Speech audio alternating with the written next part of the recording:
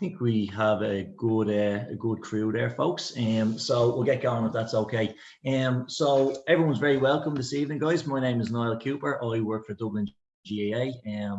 We've got a good few of the GPOs in here this evening, and we've got maybe 12 or 13 clubs, coaches from 12 or 13 clubs represented here this evening.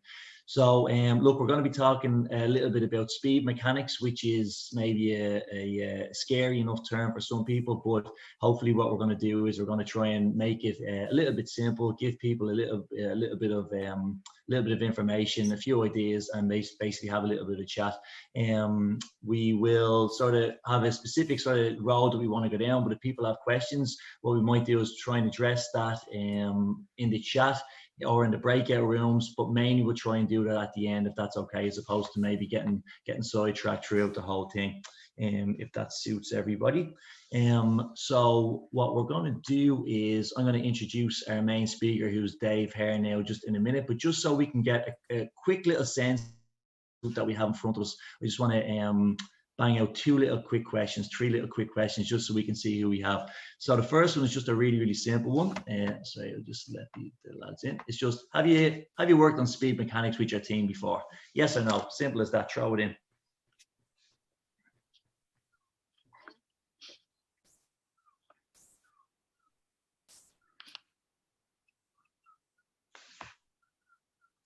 Great stuff. Most people have answered there. So about 2/3 of us haven't, which is probably to be expected. We've got a mix of people here from probably under 10 to under 16, and maybe a few people that are with older or younger teams. What we're trying to do this evening is to pitch the information to everybody as best we can, but some will be more tailored towards the older kids, some towards the younger kids, and hopefully everybody will leave today getting something out of it. Polly, if you just stop sharing that now for 1 sec. So that's one thing that's handy for us to know at the start. Second little thing just before we go, Paul, can you unshare that or take that off the screen? Now, just as I said, we've got a couple of GPOs here this evening from across Dublin. Some of them will be familiar to some of you guys. So, for instance, we've got Dave there. And let's see, we've got Paul. We've got, bear with me a sec, we've got Amanda here, just totally at random. So what we're going to do is, just to get to know each other a little bit better, second and final poll question we have just to get going is, who do you think spends more time, Paul, if you can throw up the thing, who do you think spends more time on their hair? Forget about Paul, obviously, Dave or Amanda. So be honest about it. Let's see how we do. Dave is getting a lot of traction here. I knew when Paul O'Brien was involved that would be the butt of a joke somewhere along the line. So Amanda, don't read anything into this. This is just the David that is treating you well. We all know who it is, Niall. So sorry, guys. That's a bit of an inside joke there, I guess. But look, hopefully we'll have a little bit of banter this evening. So we both spend more time in our hair than Paul does, anyway. Yeah. Okay, that's fair enough, right? Deal with me. So, look. What I'd like to do is I'm going to introduce the person that's going to be taking us through this, who's Dave Hare, who's the current GPO in St. Jude's. Dave has worked with multiple teams over the last 14 or 15 years, from Ballymun to Jude's and everyone in between. He spent a few years down in Offaly coaching the development squads, the senior team down there, and the squads are doing a lot better now. So don't put Offaly's record on Dave. He has been a strength and conditioning coach for a couple of decades now and has written books on the subject. So hopefully we're gonna be able to get a bit of crack and a bit of knowledge out of the next 55 minutes or so. So that's all from me. Dave, hand over to you if that's okay. Yeah. Bear with me. Sorry, Niall, before we start, is this going to be sent out to us afterwards? Sorry, yeah. So I intend to send a recording out to people after, as long as everyone's happy that we're recording. Great, thank you. Okay, I'll drive on because everyone wants to get back to their cup of tea as quick as they can. Hopefully you get something from today. And again, it's aimed at 10 to 16, and I'll show you how it's all on a spectrum and how you focus on different things for different ages. And obviously you do different stuff with 16-year-olds than you do 10-year-olds, but we'll go through that as the evening goes on. So what will you learn tonight? Why you should do it? I think that's just important. You want to get them faster, obviously, but that's why we're here. How easy it is to do with a little push, and it shouldn't take much time at all, or knowledge, a little bit of knowledge, and I will stretch you a little bit. A live demo. Well, when we do this face to face, there's a live demo, but today we'll be doing that with vids. What equipment you'll need, which is very little, but there is some bits and pieces that I think most GA clubs have, that you will need, and what's out there, just to show you what other coaches are doing, or maybe what you can do with your populations, with your athletes, with your players. And I just want to be clear and upfront, you do a sort of inverted commas strength and conditioning type seminar. And, this in no way is meant to encroach on camogie, hurling, football in any way. It's supposed to supplement it. So if you have 1 hour, I would say dedicate 5 minutes to this stuff, and it should be sort of at the end of a warm up type thing. The most important thing for all our young players is that they're good at the sport. Everything else is supplementary. Fitness and everything. Obviously, you need to be fit to play the sport at the highest level. Obviously, you need to be fast, but all those things are supplementary. So that's just an important point to get out there. Okay, so 1 second. So what are the big rocks? So what I'm talking about with the big rocks is, if you want to get faster, you got to run fast. Thanks, and we'll see you next week. But that is essentially what it is it in a nutshell. You say, well, that's unbelievably simple. How often do we actually do it? And I'd ask you all to kind of close your eyes and think about that. It might happen by accident in training. It might happen in a match, obviously, when you're chasing a player who's faster than you are. It might happen in loads of different ways. But the second point is you got to do it consistently. So the analogy I might use is putting €1 in the piggy bank for years and years. And then after 15 years, maybe you get a sledgehammer and smash that piggy bank. That's going to be a lot of money in that piggy bank. Little and often is the way to go with this, but it has to be consistently.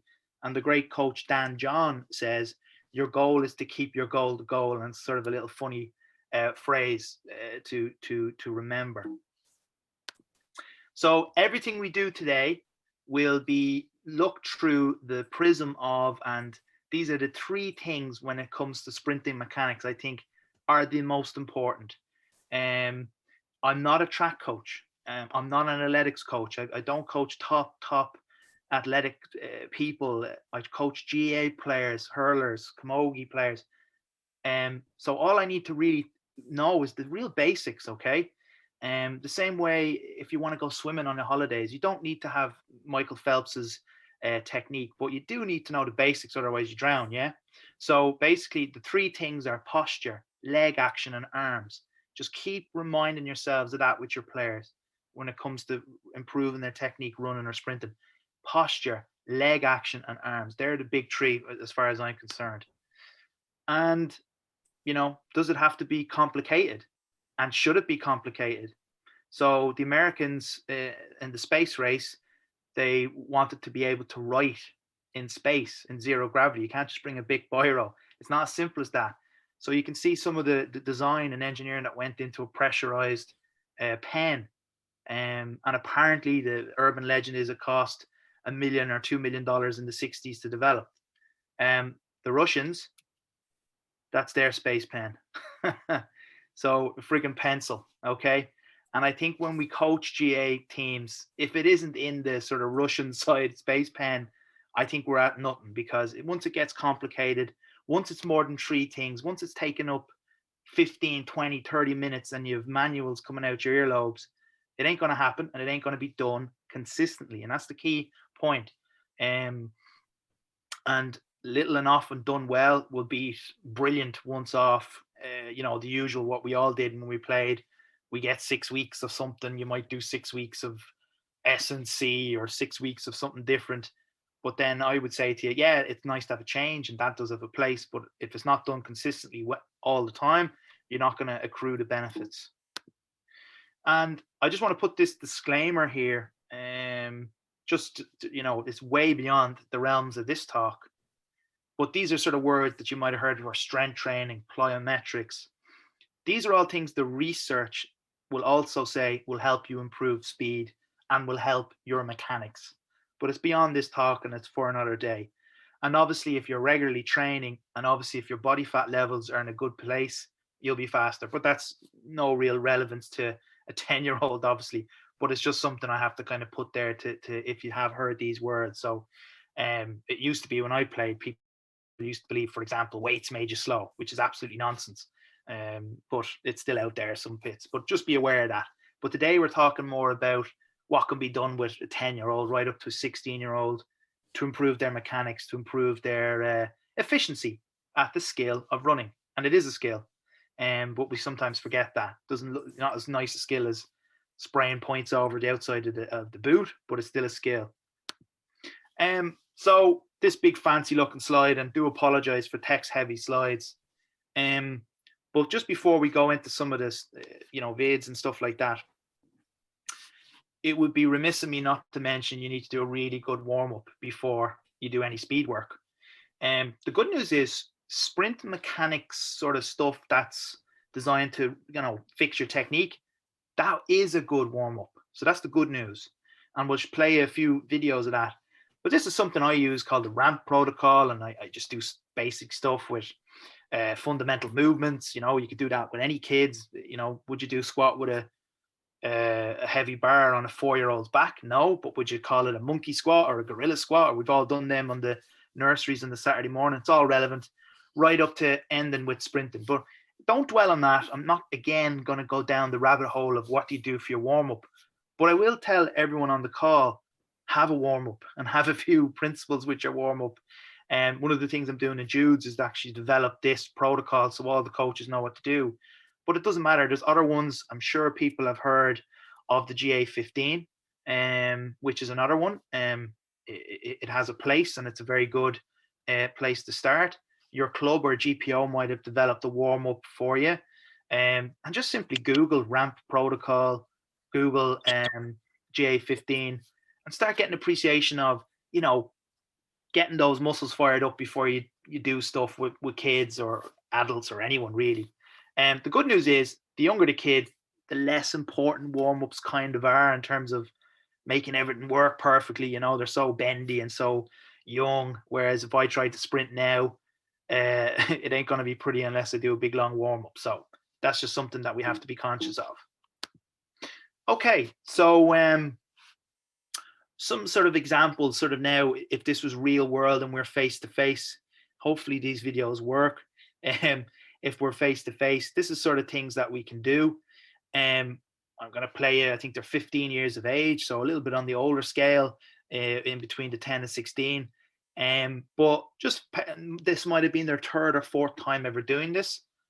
What equipment do we have in this picture before I make it a video, and hopefully it plays, is just it's Astro. It happens to be Astro, but it could be grass. It could be, to be honest with you, if they're in runners, it could be on a car park, to be honest. It doesn't have to be anything fancy.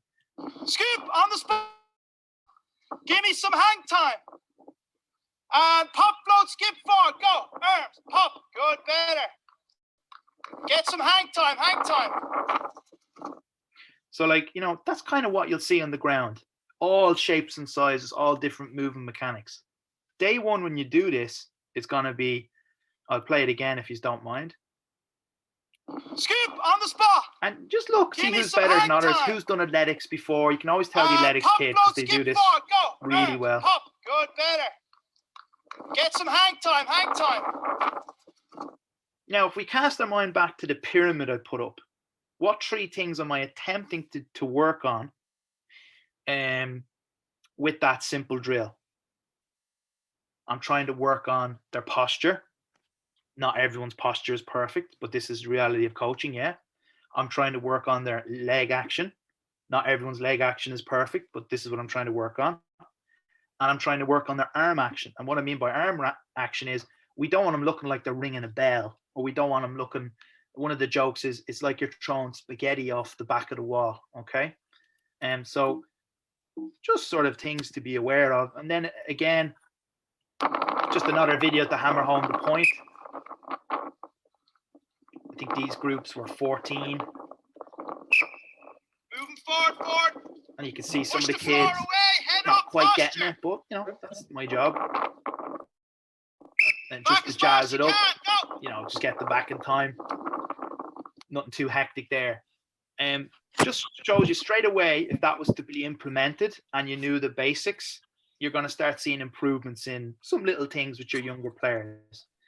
Doesn't have to be rocket science, okay? Doesn't have to be complicated. Could they be holding their hurls doing that? Absolutely. One of my favorite drills is they do something similar to that and they lock the hurls over their head. So they have to work on posture, okay? So that's just something to be conscious of. That's And right. another thing. Sorry, Dave. Sorry. That's the mark. Sorry, someone asking a question there. Sorry, Dave. Yeah. Just in case you. Forward. That's the margin bit Push there. the floor away, head up, posture. Yeah, so what I'm going to get everyone to do is, and you can leave the camera off, so don't worry. Back as fast as you can, go. Sorry, I'll play it one more time just to give you inspiration. So what I'm going to do is to show you how simple this is, and I'm going to teach you the external cues I use. So external cueing is saying lift your right kneecap up to 90 degrees. Kids don't understand that. But if you say lift your knees up like you're smashing a pane of glass or throw spaghetti off a wall, they might. So if everyone could stand up for me, please. And I'm doing it here, but I want to keep the camera on. And just to wake us up a bit. And if everyone could just, can everyone hear me, yeah? I promise you I'm standing. If everyone could imagine that they're standing on a Frisbee. Now, what does that cue do? Does anyone want to mention? Even the GPOs? Niall, even. What does that cue? I want you to imagine you're standing on a Frisbee. Bring your feet closer. Bring your feet closer, exactly. Now I want you to pull the zipper up on your jumper in the front, like it's a wetsuit the wrong way around. And I want you to head to heels strong as steel. What does that cue do? On the poster, the arms, legs, posture. What one is that cue working? Anyone want to chime in? Posture, yeah. And then I want you to imagine you're throwing spaghetti off the wall and pump your arms. So if you don't want to be like you're ringing a bell, your elbows go back. And then I'm going to get you to march on the spot, just lifting your knees up, trying to smash a pane of glass and pumping your arms. And then you go from there. I could only see one or two people. And then you go from there and you make it more reactive. So as soon as your foot hits the ground, you pop. So then you're getting the 3-4 things straight away on a Zoom call. So well done, everybody. You can sit back down. Hopefully that good. I'd say 100% of people did that. As I see Paulie just sitting there, chilled out. More senses, Paulie. So another thing, and I suppose this would be, any form of coaching, but a thing called constraints-based coaching. So basically, we all the best coaches do this. So you tell them, here's the game, here's the drill, but I'm going to put an obstacle in the way, and that obstacle is going to be your coach. That's just such a powerful tool, isn't it? Saves you chatting, saves everything. All I did there was I found ladders somewhere under the staircase in this particular facility, and I spaced them out and made them into what's called an acceleration ladder. The kids I'm about to play are just turned 14. They've never done sprint mechanics in their life. So this is literally day one ever doing this. And you do these talks, and generally people show the stud athletes doing stuff. But I actually like showing you what the real world is, because this is what you're going to see in your GA clubs, yeah? So just have a look and pick out yourself. Bear in mind the 3 things: legs, arms, posture, the mistakes, and I hate using the word mistakes because they're work-ons, yeah, that these young players are making. And they're not, these are really young hurlers actually, so they just had never been taught this stuff, okay? So you notice Pump it. Posture. Relax those upper shoulders. Punch the floor away. Pump, pump, pump, pump, pump the floor. Push the floor away. Pump the arms. Lift those knees a bit higher. Now, as GA coaches, it kind of makes your skin crawl seeing them walk back, doesn't it? But with that particular drill, I would any of those, when you're actually getting them up to sprinting properly, I'd recommend them to walk back. If you notice, one of the assistant coaches you can't see on the other wall was standing on the chain link fence there, was giving players one-to-one tuition on the way back. You know, as I play that video, like anyone who records themselves coaching, totally over coaching there myself. I should have kept it to one or two things: push, pump. But I was, you know, probably for the video, I wanted it to look better or whatever. But what a simple little tool, yeah? A ladder spaced out. I think one of the GPOs, Mark Cooper, told me, would you mind jumping in there, Niall, and telling the group what he uses? Is it Okay, Niall? I'm still here. Marky, yeah, sorry, how are you? Yeah, heavy. So like I say, we actually use something like this, but we don't use the ladder to plug, because we do it a lot, and the kids actually love it, just with 4 hurls. So instead of spacing out the ladders, like you can see in the video there, we literally just do 4 hurls kind of spaced out, and then we kind of increase the distance every time.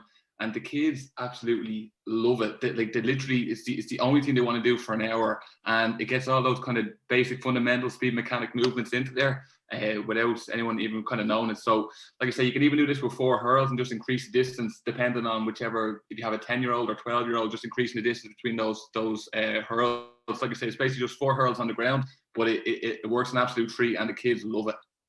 Yeah, and that's something I instantly take, because I hate ladders for no other reason. They get tangled, and they get muddy, and people always dance on them. So maybe some of your bad hurls just thrown on the ground, or maybe the player's own hurl, so they don't necessarily want to dance on their own hurl, is a great approach. And thanks for sharing that.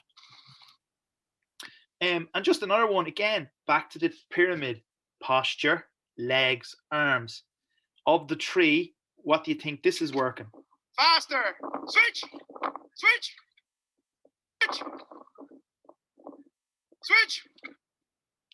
Anyone want to, unmute or to type in an answer, or in any of the GPOs? Is it working? Well, I'll give you the answer, really. I'll tease it out of you. Is it working their arms? Mechanics. What do you think? It's leg action. Yeah, leg action. And what else? What underpins? What's below leg action? Posture. Posture. Yeah. Sorry, I'm hammering this home, but and the great thing is about this drill, is it's like you're slow-mo and sprinting.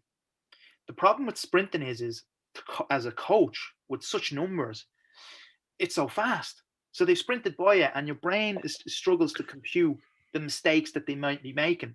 When you put them on a wall and you ask them to kind of activate, get their core working or whatever, put their feet a certain way, cue their toe, you can actually do it, and you can get, it's a good tool, the wall drill, just for that alone. Like everything, these things die a death and players get sick of them, but it has a place, and it'd be a place I'd ask is all to practice yourself, maybe just up against the wall and see what you look like. I know that's a bit cringe, but it does help tons if you can do it once or twice yourself, to practice the skills. Okay, so we're going to get a bit of interaction now. So we've set up a few questions just to get you talking to your assigned GPOs.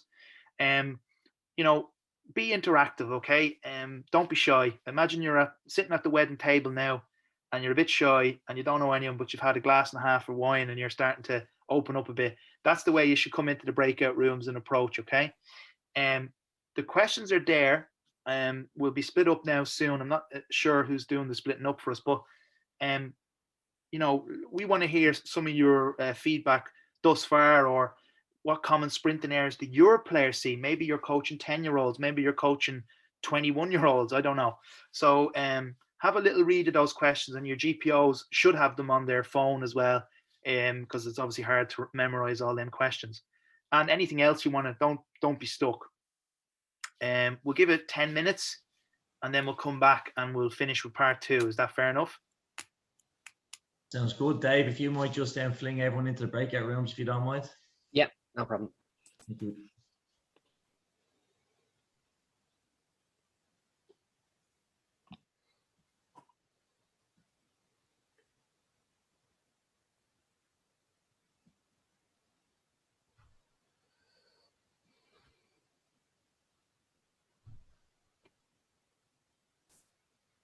Just the two of us, is it?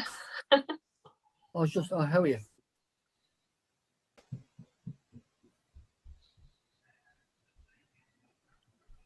Come on, Paulie.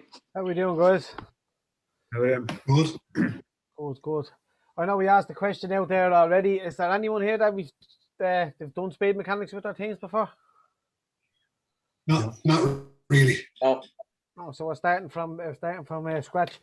Actually, sometimes that can probably be the best thing in these situations, especially someone as knowledgeable as Dave out there, who's starting from scratch. It's probably a great base to start from. At the end of this, you definitely have something you'll bring to your training. What ages, guys? Just quickly, what are we involved in the clubs? Under 11. 11. Under 11. 15. So we're already gone between two ages. Yeah. 14s. Yeah, so we're going right across the spectrum at that age. So it'll be different. I know Dave will go into a bit more detail when we go back outside about like whenever you're starting. Doesn't matter whether you're 7, 8, 9, 10, 11. Your starting point. So really, the earlier we do start this stuff is probably best all round anyway. You know. I suppose no one has worked on it. So if we start from scratch on it, how do we think it fits into our training session, or do we see the importance of it? Yeah, definitely see an importance to it, without a doubt. And it's something I'd been looking at away years ago. A coach told me the most important thing was to be able to push off your weakest foot. And that was as much as whenever I played, that any speed mechanics that you could push off equally strong off your weak foot as your dominant foot. But that's years ago, in all fairness. Yeah, and that's for the obvious reasons, because if you're going to turn off your dominant foot the whole time and your man is gone the other side, it's a longer way around where you need to be able to drop and accelerate. I suppose if we look at our training session, how do we fit it into our training sessions? We're talking about 5 minutes. You could have 5, 10 minutes, whatever, dedicated to this. Some situations you might only have 45 minutes to 50 minutes on your AstroTurf. So how do we fit it in? I mean, I think we've done a little bit of it. So we did a couple of standalone sessions where we just got somebody in to kind of walk through running mechanics, because the posture, it's incredible the difference between certain individuals who literally can't run at 12, 13 years of age. So you're watching them and you're going, Jesus, how are we going to work this? But what we would do whenever we do a bit of this, and it's not that often, will be we have the warm-up first, and kind of when it's just finishing, we might put them through some kind of, straighten their back and kind of high knees running for 2 or 3 minutes at the end of it, and then we get into our actual drill. So it's all within the first 10 minutes of the session. Yeah, and I think that's important, because I don't know that Dave touches on it later on, and that the most important time to do it is probably early in it, because you have to be fresh when you're doing speed work. But what you've seen out there already, we're all rookie coaches here in terms of when it comes to speed work. Is there anything already you're looking at going, Jez? I spotted that in some of my players already. We had them 3 cues, our leg, arm, and our posture. Do we feel like does there anything jump out with you with your own players? No, it's something they don't put balance. I think that they struggle with balance. They can't correct it. They can't correct themselves if they misstep, or like if you stood on a divot on a pitch or something like that, or lost your balance. They find it very hard to recover. Recover, yeah. And again, if you're a bit more rigid in your posture, you will find that that would be a bit more. When that happens, you wouldn't take it as long to adjust yourself and get back on balance. If we're talking about like in training situations, we have the legs, arms, and posture, right? So give ourselves a couple. Anyone not trying to throw a drill at me where you would you'll be hitting the 3 of them? Just straightforward training drill.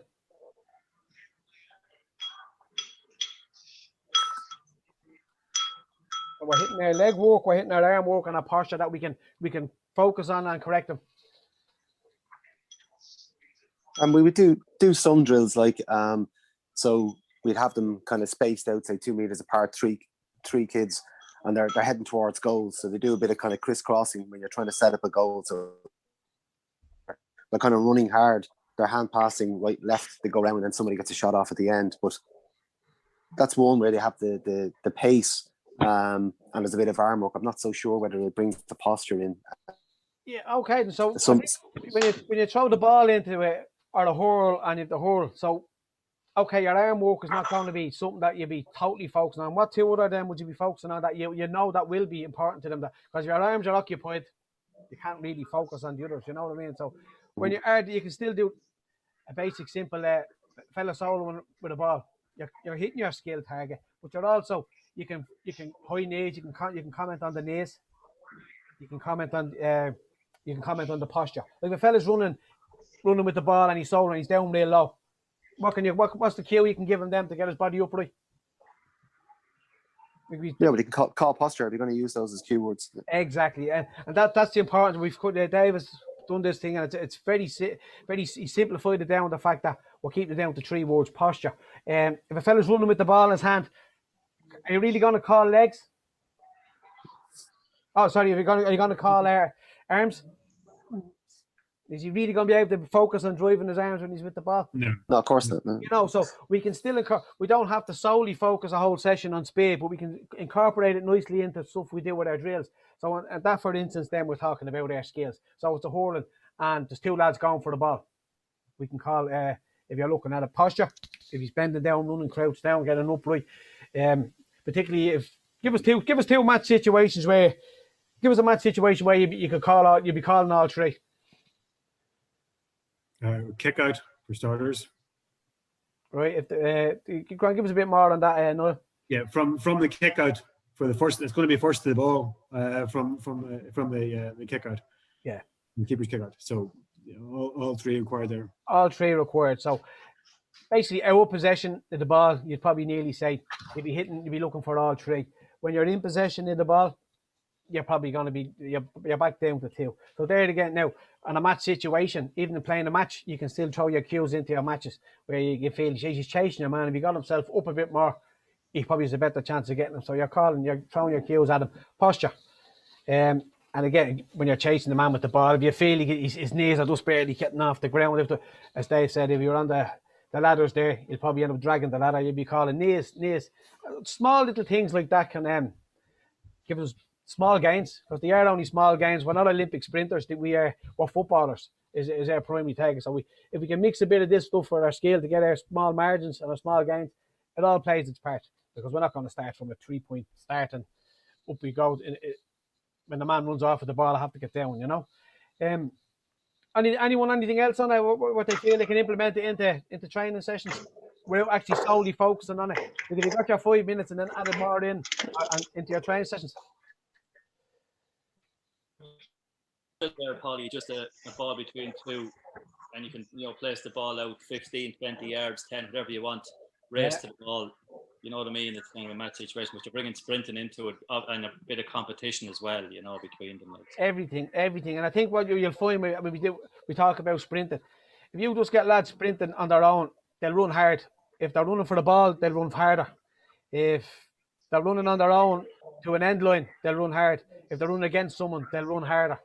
And I suppose it's important, if you are pairing fellas off, if you want them, as Dave said at the start, how do I run faster? You run fast, you know what I mean?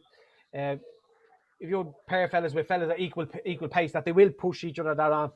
Where if there's a serious mismatch, the fella that's behind will probably give up halfway. So small little things like that we can do, and just sticking to the 3 cues that Dave has said there. And if you can't go too far wrong, if you stick to the how do I run faster? It's quite simple, and there's loads of stuff we can do in air training to know that when we look back after our session, well, did I hit me speed part of it? I did, yeah. And it's the small bits of stuff there that Dave showed us there in the video about our march, skip and all, but to be the stuff that goes on further down the line, easily added into a warm up, and before you know it, then on a regular basis, as Dave said, your savings in the piggy bank. You're smashing the piggy bank open now. You know it's full. You have it all there, and if you start at it, the sooner you start it, the more that'll be in the piggy bank. When it's called upon. Anyone, any questions or anything? We're all happy enough. Yeah. Right, breakout room was closing. Our timing was just nice. Stuff, Polly. Here, that's us out.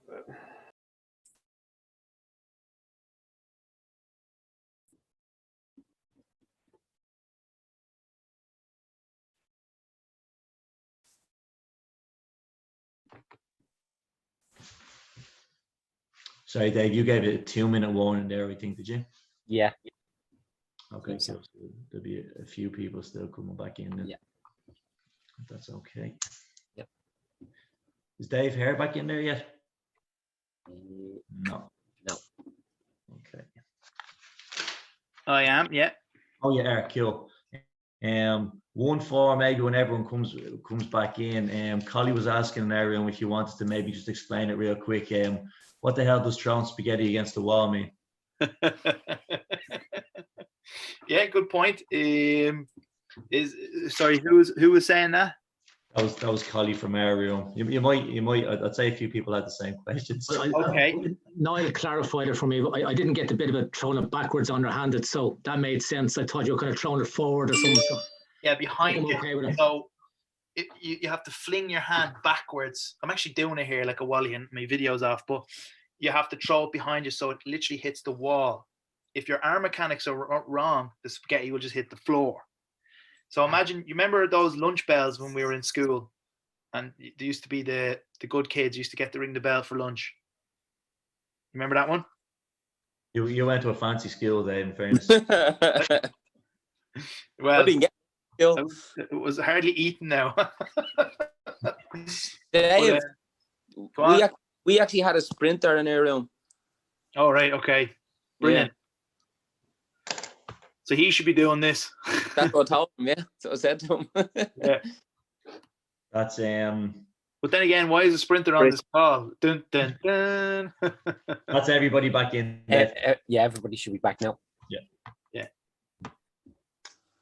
Okie dokie.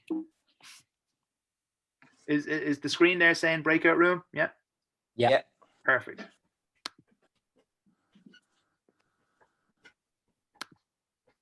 Okay, I should have kept that slide up. But again, posture, leg action, arms. So that's the three things I think are the most important for GA coaches on the ground.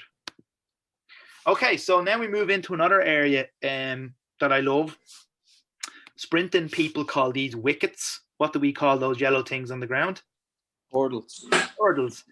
Find me a GA club that they're not stashed somewhere. I have yet to find one, right? And the 6-inch ones are grand.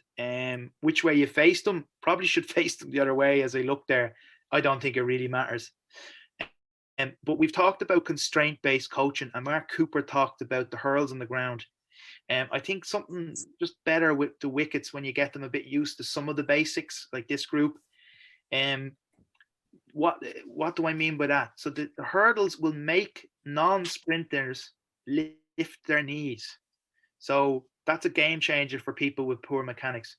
So I was listening to Derval O'Rourke, actually, who's a famous Irish sprinter, hurdler, and she was talking on the radio, I think, and she was saying how most rugby players just cannot sprint because they're all seized up. And she said Simon Zebo had maybe the best technique, and the reason being he did athletics in school. So there you go. So it had me, that little thing spawned me to search for ways to kind of make my players do things that lift their knees, okay? And right to the end with the mechanics. Arms, arms, arms. Full recovery back, gents. Yeah, good lads. Hold the technique right up to the top. Better. so it kind of self-regulates, yeah? Over coaching again, over exuberant when the adrenaline pumps through you as a coach sometimes.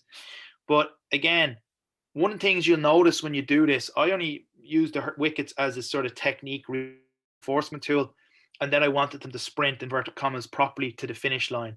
Max, they're doing 25 meters. I generally don't go over 30 meters with young players.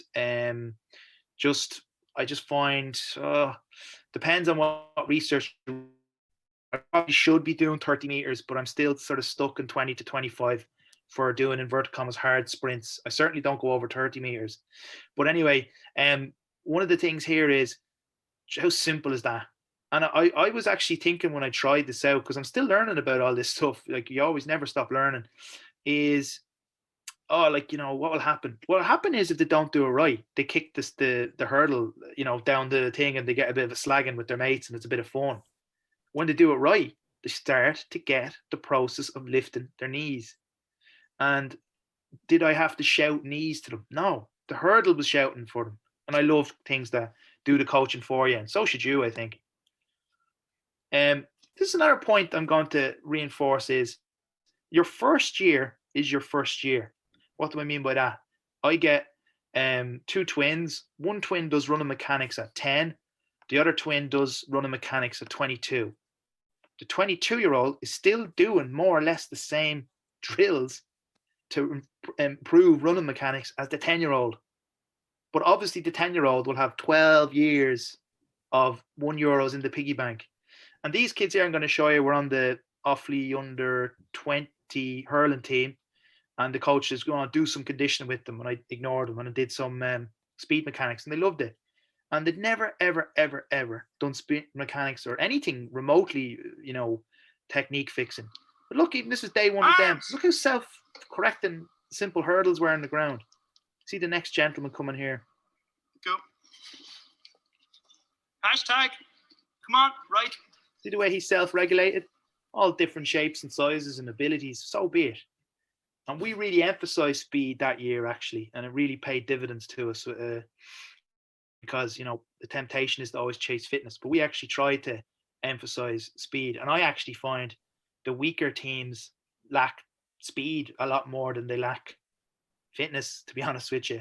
But anyway, that's a separate talk. Someone mentioned this drill.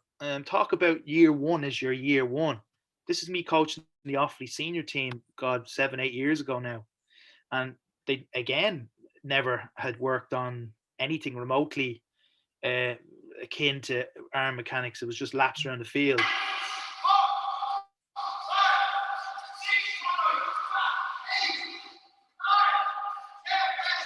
So there was a few lads on wood. There was a few lads doing disco dancing. There was a few lads who went to DCU and were coached on it and everything else in between. Average age in that little circle, 23, 24. Their year one was 23, 24. Their year one for this stuff should have been in their own local club. Okay? So even if you are coaching adults, I would still do this stuff because I just think it's so powerful. No one's getting injured. And now look at this drill as well. Could you do that with a 10-year-old? Of course you could. So I call it electric legs or anything little funny. Just one more time as well. It's just a simple matter of sitting up straight. How many of your young players will struggle to do that? And which pillar on the triangle is that affecting? I'll give you the answer because I want to make sure we wrap up right on time. Their posture, yeah? So they might lack core, they might lack loads of different things, okay? Simple drill and will work the arms, just the idea of throwing spaghetti off the wall. So the gentleman asked me that chap in the white t-shirt there, if his arm doesn't go back, the spaghetti will hit the wooden floor. If his arm goes back properly, the spaghetti will hit the brick wall behind him. Does that kind of answer that question? Yeah, okay. Yes, it does, coach. Okay, fair enough. Okay, now here's when we get into, we've done mechanics, so this is more into get your players faster, okay? Now this is something I'm into with the older kids. Let me rephrase that, with the older kids. And I'll say that one more time, with the older kids. So when you rank them, order them and publish their sprint times over 20 meters, okay? They start to listen. So one of my breakout groups, they said, 15-year-old girls, how do I get them interested in this stuff? That might be the age where you start doing a little bit of this. People love scores, and there's no, like, you're a young person and you're doing all this running mechanics. You've no relevance or reference point to what I'm doing this for. You start telling them I could shave off a few tenths of seconds. I've yet to meet a player any age who doesn't like to get faster. Met plenty who don't want to get fitter. I've yet to meet many who don't want to get at any age. All you need is a simple stopwatch. Don't worry about laser systems or anything like that. I would actually tell you they can nearly be a little bit of a nuisance for the club coach, the fancy lasers, because they're so expensive, you'll only afford one. Okay? Everyone has a stopwatch. That's what we used before these laser things were around. And all you do is consistently, if this is with the older kids, maybe every month, 2 months, something like that, is loads of parents, loads of helpers, pen and papers, and you take maybe 6 sprints hard. Disregard the fastest, disregard the slowest, get the average of the ones in the middle. You get a pretty good approximation of their speed over X distance. And again, use the same pitch, use the same mark, blah, blah, blah, blah, blah. It doesn't really matter. The main thing is, that, they're not playing for the Dublin seniors, okay? They're just kids. But the main thing is you get them into getting faster. And I think that's quite a powerful tool. And I would recommend it for your older kids, especially your, minors and under 20s, which is something to be conscious of. And I just threw this in, the only athlete I'm really training properly at the moment. This is a 3.5-year-old. I want him to be able to run properly. Good, keep going. Dinosaur on the spot. Good. I'm doing running mechanics with him. Lift up the knees. What pillar am I trying to fix? Now he's self-regulating and he's throwing his arms up because Daddy's doing it behind the camera. Good, and again. Good. Big stomp, big stomp, big stomp, big stomp, big stomp, big stomp, big stomp, big stomp. Good. And his posture goes, he gets tired and he stops. With the same little things, I have him doing inverted commas plyometrics. It's not plyometrics. It's fun games. What's the point of this video? Bart, to wake you up a little bit. Just to show you, like, any drill is probably relevant to any age if it's toned down and if it's packaged well, Like a squat, I get Niall Cooper, he's squatting, he's going to throw a barbell on his back because he's years of training experience. Tig, he's going to do a squat. It's going to be called a monkey walk. Same movement. Okay, so that's just something I wanted to throw in there. Another thing is about the whole rank, order, and publish intent. Okay, and this is something where I will get technical on, is in the GPS data. You start going to players and you say, don't worry about GPS, but I'm just using it as an example. You start going to players, sprint at 100%. Yeah, coach. You check the GPS, nowhere near 100%. Nowhere near 100%. They don't want to do it. They don't see the point. Or they could be winning all the races anyway because they're so fast. So you'll only sprint as fast as you need to for how fast your peers are. Okay?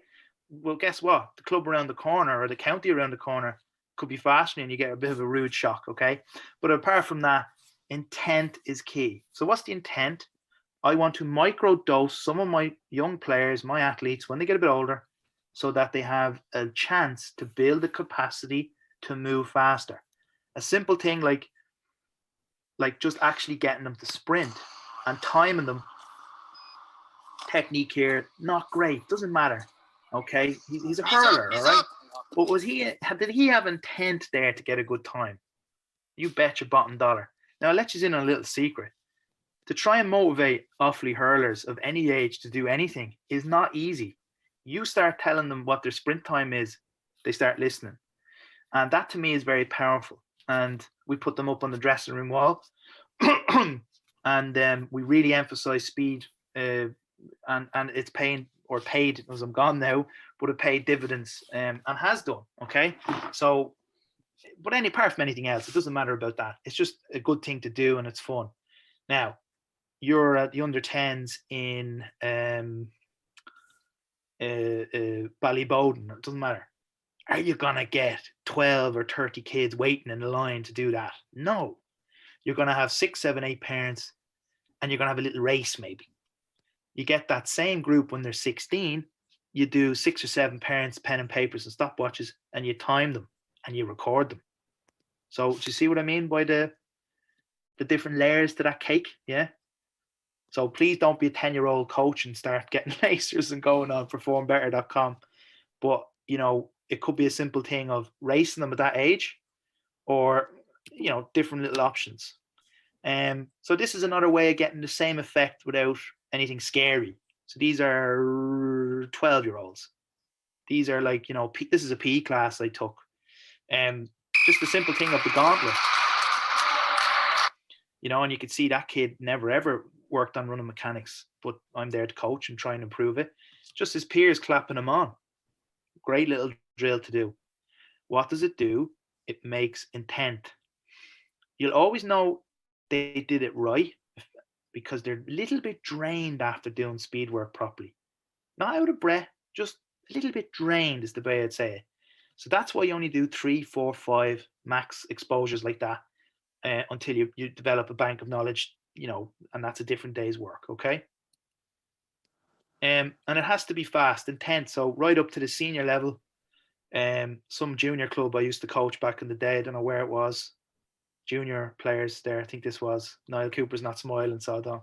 My joke didn't get through to him. But all joking aside, when you obviously get to senior level, the process is still the same, in my opinion. Obviously, then you can add turns, which is an agility thing, which is a different talk. But just this gentleman here, maybe too much intent because his mechanics broke down. But that's fine. That's learning. His mechanics will break down in a match. But we want to get players as fast as they can be, okay? Slowly and steadily. That's kind of the goal. And I think all you need is stopwatch, wickets, cones, very basic materials. Just do it. The research says a couple of sprints, a couple of sprinting blocks twice a week, 6 by 20 meters, improved a lot of things. Just something to think about. So hopefully you're all still awake. So here's the summary. Warm up first. Very important. Don't skip it. Technique work, 3 things. Posture, leg, arms. Sprint with intent with the older kids when you want to improve their speed. And with the older, rank, order, and publish, throw it on the dressing room wall. If your group are too fragile for that, don't do it. Know your kids, okay? And treat sprinting or running as you would swimming. There's a famous video of John Wayne throwing someone into the river and says, just grab the water and pull it back. And the kids drown, and then eventually, that's essentially what we do when we're running. It is a skill. There's a reason athletics coaches know every drill in the book to slightly improve mechanics. And there's a reason athletics people would look at this presentation and kind of laugh, to be honest, okay? But we have other considerations. We have to make them puck a ball over the bar or puck a football over the bar. It's a million things other, but so we just need the little kind of essence of it. But treat sprinting as you would swimming. It's a skill. And start thinking like that, and start, even if all you did, guys, was just start to be aware of it, of posture, leg, arms, and say it to little Johnny or little Sandra, work on this, I think you'd see rewards. All right. On my website, Functional Training, I have 3 articles on speed and agility. Check them out. They're very easy. My mission in life is to make complicated things as simple as possible for coaches on the ground. And if anyone has any questions, we've 5 minutes to answer them. Super. Thanks, Dave. I know we probably rushed past the feedback from the breakout rooms because we were under a little bit of pressure for time there. So hopefully, if there was 1 or 2 things that might have come out of that, we might. It's almost a better forum to do it now, sort of at the back end. So we had a couple of questions in our group, which you answered to half. What's the spaghetti against the wall thing? And you had already answered that it's a trigger to try and get people to flick their arms back. So I guess the key thing for me with that would be is whatever triggers you feel is appropriate for your age, kids or whatever, that's what you use. You just happen to use that as a trigger, but it can be anything you want it to be to try and give them a word or two to trigger a movement. Yeah. Would that be fair enough? Yeah, absolutely. And the fact that even hit home with your group, whereas and they didn't know what it was, but it sowed a seed to find out, that kind of proves the point. It's an external cue. And another one is a row of ducks, feed the row of ducks. A row of ducks are behind your arm and you're throwing the breadcrumbs. Remember that one, yeah. You see, it's stuck in there. So, guys, sorry, if because I'm very conscious that so that was sort of a snapshot of some techniques or some videos and a bit of information that we're going to be sending out to everybody. Does anybody have any specific questions that they might want to ask, either specific to their own team or just in general that might be worth clearing up now in the next minute or two, either on the chat or just unmute yourself? Sorry, Niall. So we were chatting in our group. We kind of went straight for where we'd fit it into it, and obviously the difficulties we'd have a time slots and what have you. And we talked about it, and we've done it. The conclusion: how do we incorporate it into our training, not as a standalone thing, but incorporate? And we can broke it down to like simple drills, as in 2 lads going after the ball, and we can still incorporate our cues into it. And we broke it down again where 3 cues and where will only 2 of them come in, as if someone is soloing the ball up the field or using his traveling with a stick and a hurl. Well, there's only 2 of them going to come into play there, so you could still use the 2 cues there as your coaching cues there, where you're not using the full 3, which would be similar to what you've done on the wall there. And basically, and how do we make them run faster? Obviously the races, simply racing fellas, and ideally race fellas at their own level against someone at their own speed, and that kind of pushes them on each time. And just referring back to what he said at the start, how do we run faster? We run faster, Good. That's it. And it's a really key point, because at the end of the day, what we are is we're GAA coaches, but we're not sprint coaches. We're trying to be realistic about what we can achieve with the kids that are in front of us, based on the fact that we might have 45 minutes or an hour, we might have a small space, you might have 60 kids that we need to get as much hurling as we can in the next hour, in the 1 hour a week that we see them. Well, we have a couple of questions there, Dave. This one's a tricky one to answer. What do you do with the kids who turn up late and miss the warm up, if you're doing speed mechanics in the warm up? The scientific answer. Go on, whichever. Well, the best warm up for the activity you're going to do is the activity you're going to do at a lower level.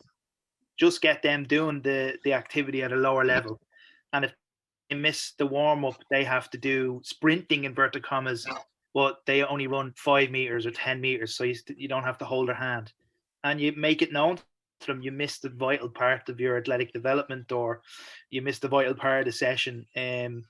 Or you could assign a parent or someone, a volunteer, to kind of do a specific warm up with them. How realistic is that going to happen? So I would say, if you're doing bench pressing, if you're doing anything, do and you can bench 100 kilos and you arrive late and you skip the warm up, bench the bar, 2 times, then go to 2 10s either side, and build the kids up that way. And that's the only way you can do it. And if they're really young, to be honest with you, let's say 11, 12, I don't think their head will fall off if you had them doing something very basic, run a lap of the field and give them a few stretches to do, and then they jump in with the rest of the kids. I mean, they're only young, and you do it with 16, 17, 18-year-olds, you're going to get trouble.